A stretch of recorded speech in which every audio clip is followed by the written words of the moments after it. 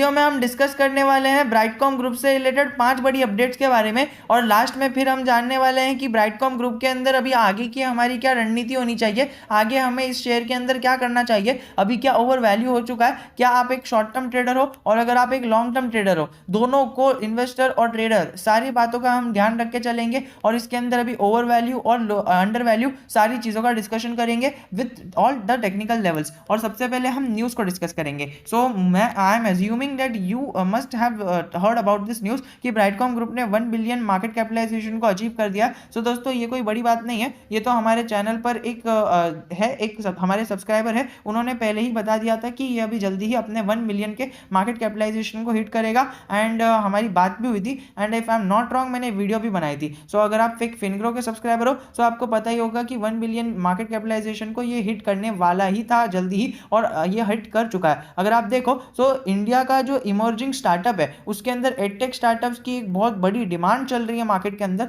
Brightcom group पे ही आ रहा हूं, थोड़ा सा धीरे चलना। ब्राइटकॉम ग्रुप के अंदर हमें देखने मिल रहा है एडटेक स्टार्टअप्स की एक बूम चल रही है मार्केट के अंदर, और अगर हम ये स्टार्टअप वर्ड हटा देना और इमर्जिंग वर्ड हटा देना तो टॉप 10 इंडियन एडटेक कंपनीज लगा दे तो टॉप 10 इंडियन कंपनीज के अंदर सबसे पहला नाम जो आएगा, सबसे पहला नाम तो नहीं कह सकते लेकिन टॉप पर ब्राइटकॉम ग्रुप और एफएल इंडिया ये दोनों शेयर का नाम आएगा। सो बेसिकली ये दोनों शेयर आपको बहुत ज्यादा आने वाले टाइम के अंदर फायदा बनाकर दे सकते हैं। अगर हम बात करें एडटेक इंडस्ट्री की तो यूएस के अंदर जो एडटेक इंडस्ट्री है, जो बेसिकली हमारी ब्राइटकॉम ग्रुप की भी एडटेक इंडस्ट्री है, अगर आप देखोगे ब्राइटकॉम ग्रुप का स्क्रीनर तो आपको पता चलेगा कि ब्राइटकॉम ग्रुप जो लाइकोस इंटरनेट लिमिटेड के नाम से जाना जाता था, वो एक डिजिटल मार्केटिंग सर्विसेज है, सर्विसेज प्रोवाइड करती है और कंप्यूटर सॉफ्टवेयर सर्विसेज प्रोवाइड करती है। बीएसई एनएसई दोनों पर लिस्टेड है, तो एक ट्रस्टेड कंपनी है। अगर आप बात करो तो ये डिजिटल मार्केटिंग सर्विसेज यानी एडटेक मार्केट जो है वो यूएस के अंदर 134 बिलियन यूएस डॉलर्स का है। एज पर फोर्ब्स के हिसाब से 134 बिलियन यूएस डॉलर्स का मार्केट कैपिटलाइजेशन का हमारा यूएस डिजिटल एडटेक मार्केट दिख रहा है, और वो छपा है फोर्ब्स के साइट पर। तो दोस्तों फोर्ब्स की साइट आपको पता है कितनी पावरफुल साइट और कितनी रिकॉग्नाइज्ड साइट मानी जाती है। तो दोस्तों अगर हम बात करें यूएस के अंदर 134 बिलियन डॉलर्स का तो मार्केट है, लेकिन इंडिया की बात करें तो वहीं पर स्टेटिस्टा ने अपना स्टेटिस्टिक्स पेश किया है, और स्टेटिस्टा भी एक बहुत बड़ी और जानी मानी ट्रस्टेड वेबसाइट है। स्टेटिस्टा ने अपना स्टेटिस्टिक्स पेश किया। स्टेटिस्टा ने बताया कि इंडियन एडवर्टीजमेंट इंडस्ट्री जो है वो 564 बिलियन इंडियन रुपीस की है। तो दोस्तों 564 बिलियन इंडियन रुपीस की है, और आने वाले 2022 तक ये 700 बिलियन रुपीस की हो जाएगी। तो दोस्तों ये सीधा 40% की ग्रोथ हमें इस शेयर के अंदर जो है हमें इस इंडस्ट्री के अंदर देखने मिल रही है। तो दोस्तों 40% की ग्रोथ अगर सीधा इंडस्ट्री में हो जाएगी तो हमारे जो शेयर्स है उसके अंदर 80 to 90% ग्रोथ तो हम एक्सपेक्ट करके चल ही सकते हैं। तो दोस्तों this is the power of FL India,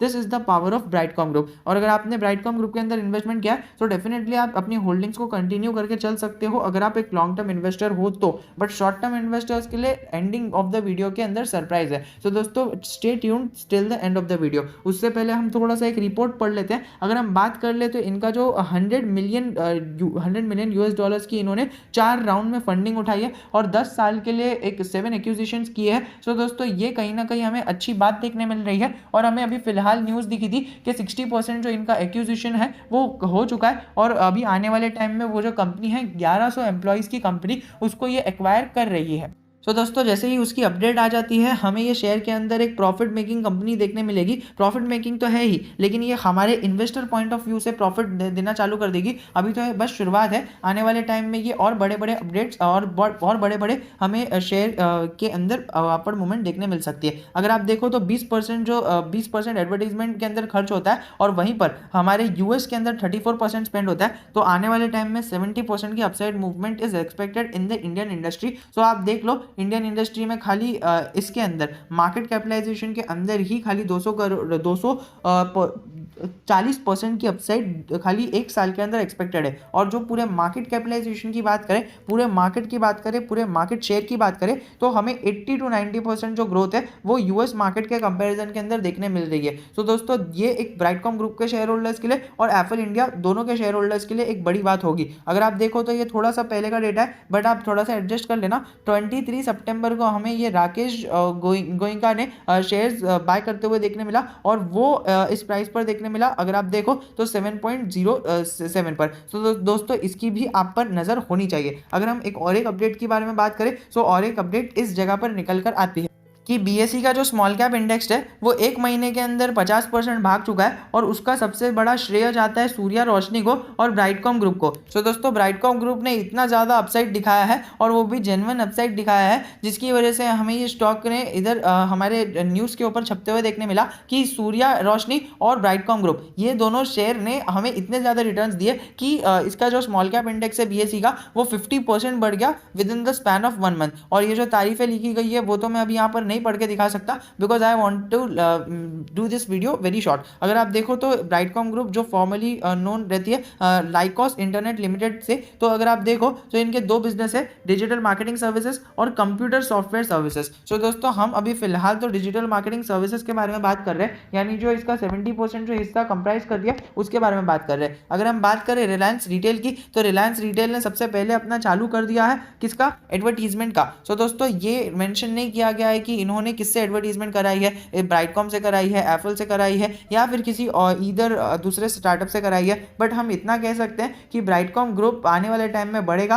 क्यों? क्योंकि जो बड़ा प्लेयर है, बड़ा हाथी प्लेयर है मार्केट के अंदर रिलायंस रिटेल, उसने तो अपना चालू कर दिया है एडवर्टीजमेंट का और उन्होंने 4 गुना बढ़ा दिया है एक ही महीने में। एक महीने में उन्होंने अपना जो एडवर्टीजमेंट एक्सपेंस है वो 4 गुना बढ़ा दिया है। And for those who all don't know कि किस और दूसरी कौन सी कंपनी है रिलायंस रिटेल के बाद जिसने अपना जो एडवर्टीजमेंट है वो बढ़ाया है, तो वो है हमारा अपस्टॉक्स। और अपस्टॉक्स ने इतना ज़्यादा जो बढ़ाया है अपना एडवर्टीजमेंट एक्सपेंस कि अभी बीच में तो वो एक रेफरल पे 1200 रुपीज़ दे रहे थे। सो दोस्तों ये होता है एडवर्टीजमेंट की पावर, और एडवर्टीजमेंट से अपस्टॉक्स और रिलायंस रिटेल ने बहुत ज़्यादा कस्टमर्स भी एक्वायर किए हैं और अमेजॉन और फ्लिपकार्ट ने भी डेफिनेटली इसके अंदर प्रोडक्ट भी जो है वो एक्वायर किए हैं। सो दोस्तों ये सारी अपडेट्स जो है ये ब्राइटकॉम ग्रुप को इनडायरेक्टली इफेक्ट करेगी एंड ये सारी अपडेट्स को अगर आप कनेक्ट कर लोगे सो आने वाले टाइम में आप एक अच्छे इन्वेस्टर डेफिनेटली बन जाओगे। सो दोस्तों ये जो अपडेट थी ये ब्राइटकॉम ग्रुप से इनडायरेक्टली रिलेटेड थी कि जैसे ही बड़े प्लेयर्स मार्केट में आना चालू कर देंगे और एडवर्टीजमेंट एक्सपेंसेस बढ़ाना चालू कर देंगे एंड जब उन्हें सेल्स दिखना चालू हो जाएगी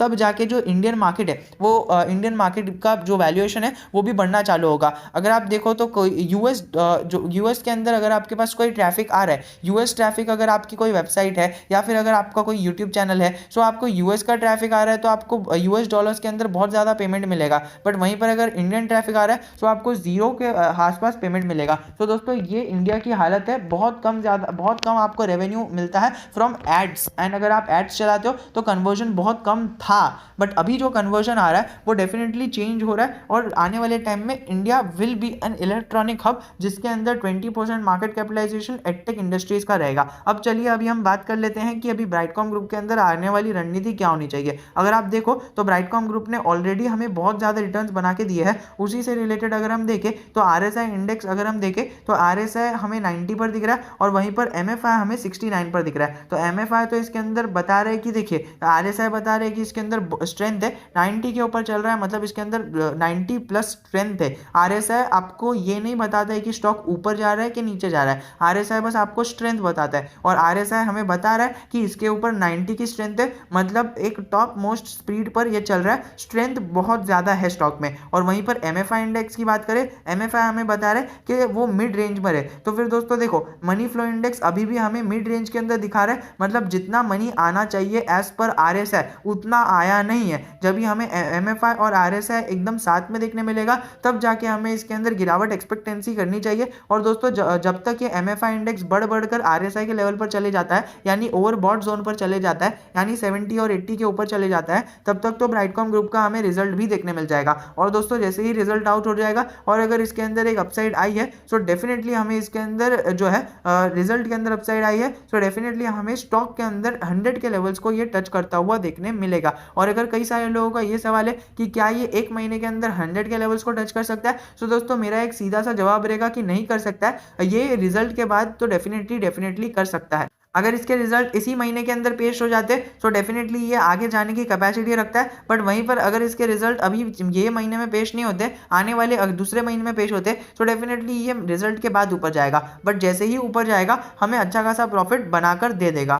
plus it is backed by P ratio. P ratio अगर हम देखें तो अभी भी हमें 10 का देखने मिल रहा है, जो ज़्यादा बढ़ा हुआ हमें देखने नहीं मिल रहा है। मतलब प्राइस टू अर्निंग रेशियो अभी भी हमें कमी देखने मिल रही है, जितनी प्राइस है उतनी अर्निंग हमें देखने नहीं मिल रही है, जिसका मतलब आने वाले टाइम में इसके अंदर और अपसाइड आ सकती है। वहीं पर अगर हम बात करें बायर्स और सेलर्स की क्वांटिटी की, तो दोस्तों ये जो चार्ट है ये आपको स्टार्टिंग का चार्ट बता रहा है कि इसके अंदर बायर्स और सेलर्स की किस तरह से अपनी क्वांटिटी पेश है। अगर आप देखो तो बायर्स और सेलर्स दोनों ही एक ही तरह से हावी है, मतलब जैसे ही कोई सेल करता है डेफिनेटली दूसरा बंदा बाइंग के लिए बैठा ही है। जैसे ही कोई सेलिंग होती है दूसरा बंदा इसके अंदर अपनी पोजीशन हड़प के बाइंग कर लेता है। 8,000 करोड़ का मार्केट कैपिटलाइजेशन दिख रहा है, जो इसकी मार्केट कैपिटलाइजेशन के हिसाब से भी बहुत कम है। दोस्तों अभी तक आपको स्मॉल कैप कंपनी दिख रही है, एक ट्रिगर जो आने वाले टाइम में हो सकता है वो इसका मिड कैप में जाना हो सकता है। सो दोस्तों मैंने आने वाले टाइम में आपको 2 से 3 ट्रिगर बता दिए हैं जो आपको ये स्टॉक को आगे ड्राइव करने की कोशिश करेगा। सबसे पहला ट्रिगर है कि इसका मार्केट कैपिटलाइजेशन 10,000 करोड़ का हो जाएगा, जिसका मतलब इसको 20% का रिटर्न चाहिए। 20% का रिटर्न विच इज अराउंड 94 के आसपास, मतलब 100 रुपए के आसपास अगर ये स्टॉक चले जाता है सो ये अपने 10,000 करोड़ के मार्केट कैपिटलाइजेशन को भी बीट कर देगा। सो एक तो हो जाएगा कि शेयर ने 100 रुपए की वैल्यू को टच कर लिया। सेकंड तो हो जाएगा कि इसने मार्केट कैपिटलाइजेशन 10,000 के करोड़ का कर लिया, इसका मतलब मिड कैप में आ गया। थर्ड हो जाएगा कि ये अभी 100 रुपए के नीचे नहीं रहा, 100 रुपए से महंगा हो गया। चौथा हो जाएगा कि इसका जो रिजल्ट है वो अच्छा है। और अगर हम बात करें इसके Q1 के रिजल्ट की, तो Q1 का रिजल्ट आप ही के स्क्रीन के सामने है। इसका ईपीएस थोड़ा सा कम हो गया था, बट अगर वहीं पर अगर हम बात करें ईयर ऑन ईयर की, तो रेवेन्यू हमें फ्लैट ही देखने मिल रहा है। सो दोस्तों रेवेन्यू और नेट इनकम और नेट प्रॉफिट दोनों हमें कहीं ना कहीं फ्लैट होते हुए देखने मिल रहे हैं, जिसका इफेक्ट मुझे पर्सनली लगता है कि अगर अभी फिर से ये फ्लैट हो जाता है सो डेफिनेटली मुझे पर्सनली लगता है कि जिसका इतना हाइप बनी हुई है, जिसकी इतनी, वो फिर से हमें इस तरह की मूवमेंट देखते हुए दिखेगा। इस तरह की मूवमेंट जो हमें दिखी थी वो तरह की मूवमेंट हमें फिर से देखने मिल सकती है ऐसे स्टॉक में। और अगर ऐसी स्टॉक के अंदर ऐसी मूवमेंट दिखेगी तो डेफिनेटली हम इस स्टॉक को कंसिडर कर सकते हैं। और अगर आपने नोटिस किया हो इस तरह की मूवमेंट में, तो इस तरह की मूवमेंट में वन थिंग जो कॉमन है वो ये है कि इसके बावजूद जब ये शेयर नीचे जा रहा था उसके बावजूद भी शेयर ज़्यादा नीचे नहीं गया है, यानी इस लेवल्स पर ही नीचे गया है और एक ही लेवल पर उसने सस्टेन किया है, सस्टेनेंस दिया है एक ही बॉक्स के अंदर। अगर आप देखो तो इस छोटे छोटे लेवल्स के अंदर नहीं गया स्टॉक, जो एक स्टॉक को अच्छा ड्राइव बनाती है। मतलब अगर हमें एक स्टेबिलिटी देती है कि अब ये 70 रुपये पर चले गया, तो ऐसा नहीं होगा कि आने वाले टाइम में ये फिर से 7 रुपये पर देखने मिले। तो दोस्तों ये एक बेनिफिट है इस स्टॉक के अंदर बने रहने का। एक साल में 2000% के रिटर्न आराम से हमें बना के दे चुका है। इसके अंदर बहुत ज़्यादा वेरिएशंस देखने मिलते हैं। तो दोस्तों ये अगर आने वाले टाइम में हमें फिर से ऐसे वेरिएशंस देखने मिले तो डेफिनेटली हमें इसके अंदर ज़्यादा वॉलेटिलिटी देखने मिलेगी एंड फिर से रिटेलर्स इसके अंदर से नाराज हो जाएंगे। अगर आप देखो तो इस टाइप पर बहुत ज़्यादा वॉलेटिलिटी देखने मिली थी और पंप एंड डंप का शिकार भी 3 से 4 बार ये स्टॉक हुआ था। अभी फिर से हमें देखना ये होगा कि आने वाले टाइम में ये ऊपर जाता है या नहीं जाता है। वैसे तो हमें एडटेक का रेवेन्यू बढ़ता हुआ देखने मिल रहा है, बट स्टिल आप अपने रिस्क को मैनेज करते हुए चल सकते हो। इवन दो आपका फेवरेट कैप स्टॉक है, लेकिन फिर भी आपको अपने पूरा कैपिटल इसके अंदर इन्वेस्ट नहीं करना है। दोस्तों किसी भी स्टॉक के अंदर अपना पूरा कैपिटल निवेश करना मतलब आपकी इन्वेस्टिंग अपनी इन्वेस्टिंग की जर्नी को किल करना होता है। तो दोस्तों चाहे वो टीसीएस हो, चाहे वो ब्राइटकॉम हो, कोई भी स्टॉक हो, पूरा कैपिटल इन्वेस्ट कभी भी नहीं करना चाहिए। Most to most 20% of our capital should be invested anywhere. तो 20% से ज़्यादा किसी भी इंडस्ट्री के अंदर पर्टिकुलरली इन्वेस्ट नहीं करना चाहिए। स्टिल यहाँ पर 2 लाख लोग अभी इसके अंदर अपनी पोजीशन बनाने की कोशिश कर रहे हैं, और अगर आपने इस शेयर को सेल कर दिया तो आप ये याद रखना कि बाद में आपको ये 2 लाख लोगों के लाइन में खड़े रहना पड़ेगा। और मैं ये नहीं कह रहा कि शेयर को सेल मत करो। डेफिनेटली एक गुड इन्वेस्टर वही होता है जो शेयर को बाय तो करता है लेकिन शेयर को सेल भी करता है। शेयर को सेल ना करना भी एक बेवकूफ़ी होती है। अगर आप सही टाइम पर शेयर को सेल नहीं करते हो तो आरकॉम जैसी हालत हो जाती है। तो दोस्तों आज की वीडियो के लिए मैं इतना ही, बस इधर वीडियो को एंड करना चाहूँगा। उससे पहले कंपनी इन्फॉर्मेशन में आपको एक चीज बता देना चाहूंगा जो अगर आपने नोटिस नहीं की होगी तो आप अभी कर लेना। अगर आप देखो तो फाइनेंशियल रिजल्ट्स हमें इस डेट को देखने मिले थे कि ये पिछले बार जो क्वार्टर का रिजल्ट इसने पेश किया था वो पिछले बार 13 अगस्त को पेश किया था, और इनका जो क्वार्टर खत्म हुआ था वो क्वार्टर हमें जून खत्म होते हुए देखने मिला था। जुलाई, अगस्त और सितंबर, तो पूरा जुलाई का महीना ऐसे उन्होंने मतलब एक पोस्टपोन किया एंड देन फिर अगस्त के महीने के अंदर फाइनेंशियल रिजल्ट्स ऑफ Q1 दिखाए देने मिला। इसका मतलब ये एक ट्रेंड फॉलो करते हैं। आप अगर पिछले रिजल्ट्स के बारे में नज़र डालो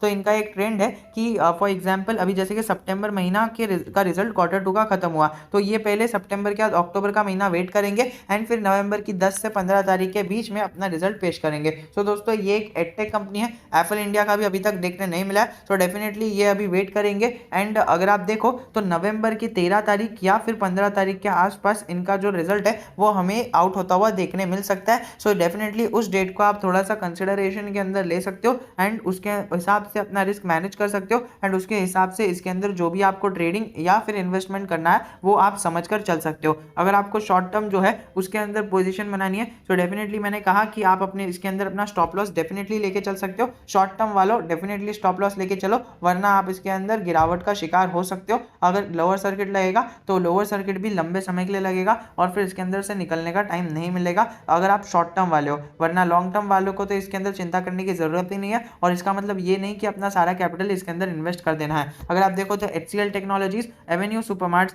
HDFC बैंक और हमारा माइंडट्री और विप्रो और इन्फोसिस, ये सारे शेयर्स के ऊपर नजर होनी चाहिए आपको। मंडे टू फ्राइडे इनका रिजल्ट यही हफ्ते में देखने मिलेगा। सो ये पूरे वीक के अंदर Infosys, I am again repeating myself, Infosys, Wipro, Mindtree, HCL Tech और एवेन्यू सुपरमार्ट्स और HDFC बैंक, ये 6 स्टॉक्स जो है इसका बाजार के ऊपर फोकस रहेगा, बाजार का इसके ऊपर फोकस रहेगा। सो ये 6 के 6 स्टॉक्स आपके भी फोकस में होने चाहिए ताकि आप बाजार से कनेक्टेड रहो। सो दोस्तों यही था आज की वीडियो में। Signing off, FinGrow। If you still have any doubt relating anything, I'm always just a comment away from you। जय हिंद, जय भारत। वीडियो अभी तक देख रहे हो तो फिर टेलीग्राम चैनल को ज्वाइन करना जरूर की जरूर भूलना मत।